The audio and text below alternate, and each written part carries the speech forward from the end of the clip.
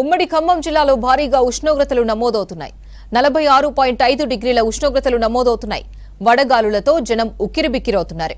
నిన్న వరంగల్ జిల్లాలోనే 9 మంది వడదెబ్బతో చనిపోయారు. ఒక్క మహబూబాబాద్ జిల్లాలోనే 3 చనిపోయారు. మరిన్ని డీటెయిల్స్ కృష్ణమోహన్ అందిస్తారు. కృష్ణమోహన్, ఎండ తీవ్రత ఎలా ఉంది? వడదెబ్బతో చాలా మంది ప్రాణాలు కోల్పోతున్నారు.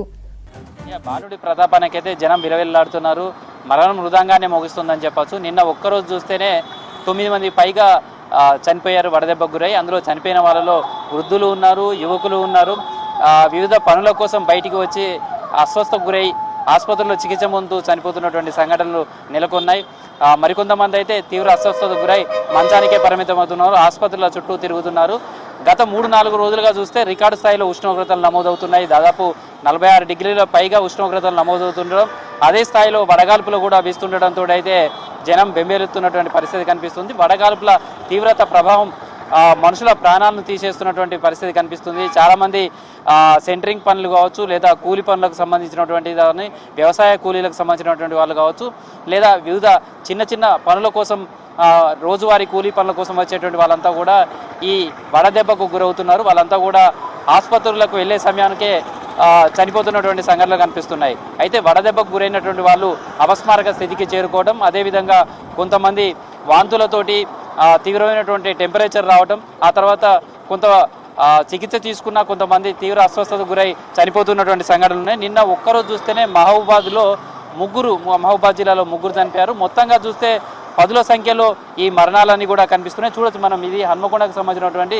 హైదరాబాద్ వెళ్ళే ప్రధాన రహదారి. ఎప్పుడూ రద్దీగా ఉంటుంది, కానీ ప్రస్తుతం చూస్తే చాలా నిర్మానుషంగా మారిపోయింది. అప్పటికటిద కర్ఫ్యూ వాతావరణం కనిపిస్తుంది.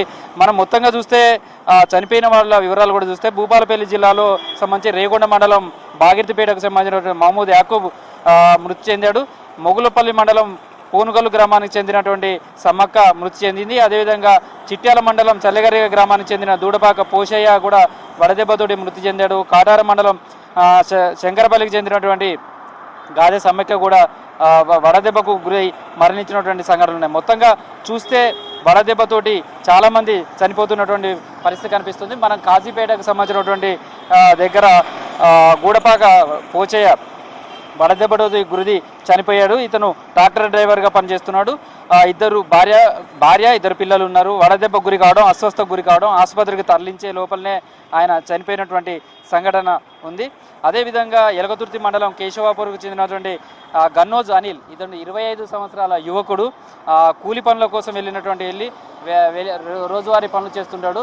సెంటరింగ్ పనికి వెళ్ళినటువంటి అనిల్ తీవ్ర అస్వస్థకు గురయ్యాడు. దీంతో ఆర్ఎంపీ డాక్టర్ దగ్గర వైద్యం తీసుకుంటూనే అతను తీవ్ర అస్వస్థకు గురై చనిపోయినటువంటి సంఘటన ఉంది. దీంతో ఆ కుటుంబం అంతా విషాదంలో ఉంది.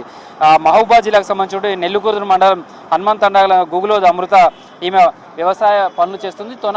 సొంత పొలంలో పెసర్లకు సంబంధించినటువంటి తూర్పర పట్టేందుకు కూడా వెళ్ళింది. ఎండలో పనిచేస్తూ అస్వస్థకు గురి కావడం, వడదెబ్బకు గురై ఆమె వాంతులతో మహబూబాబాద్ ఏరియా ఆసుపత్రిలో తరలించారు. అక్కడ ఆమె చనిపోయింది.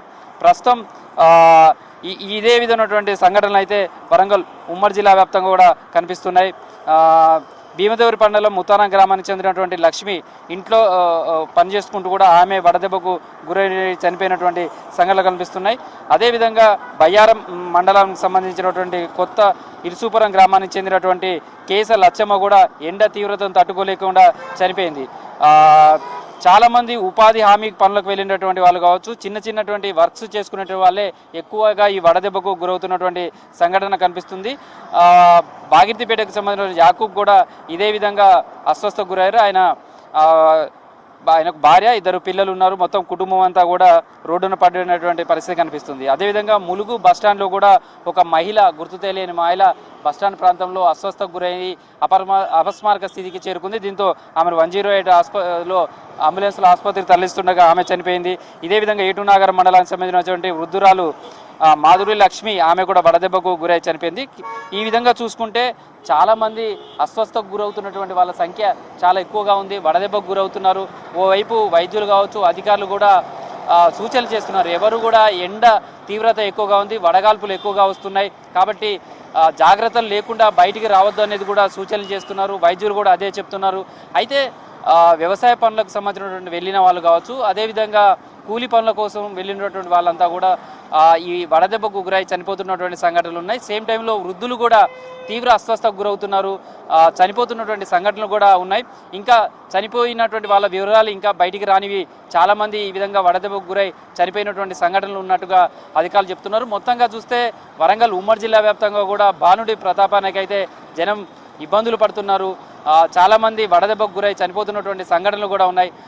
ఇంటి నుంచి బయటికి రావాలంటే అనేక జాగ్రత్తలు తీసుకోవాలి. చేతిలో మంచినీళ్ళు ఉండాలి, టోపీ పెట్టుకోవాలి, లేదా గొడుగు లాంటిది క్యారీ చేయాలి. ఎక్కువ దూరం ప్రయాణం చేయాల్సి వస్తే అరగంటకోసారి నీడ పట్టున కొద్దిసేపు అయినా సేద తీరాలి. ఏమాత్రం చిన్నగా అస్వస్థకు అనిపిస్తున్నా ఏమాత్రం తేడా ఆరోగ్యంలో తేడా అనిపించినా వెంటనే వైద్యులను సంప్రదించాలని కూడా సూచిస్తున్నారు. సాధ్యమైనంత వరకు ఉదయం 10 తర్వాత నుంచి సాయంత్రం 5-6 గంటల వరకు కూడా ఇంటికే పరిమితం కావాలనేది డాక్టర్లు సూచిస్తున్నటువంటి సూచనలు. మొత్తంగా వరంగల్ ఉమ్మడి జిల్లా వ్యాప్తంగా కూడా అయితే ఇదే విధమైనటువంటి రికార్డు స్థాయిలో ఉష్ణోగ్రతలు నమోదవుతున్నాయి. వడదెబ్బకు గురై అనేక మంది చనిపోతున్నటువంటి సంఘటనలు కూడా నెలకొన్నాయని చెప్పుకోవచ్చు.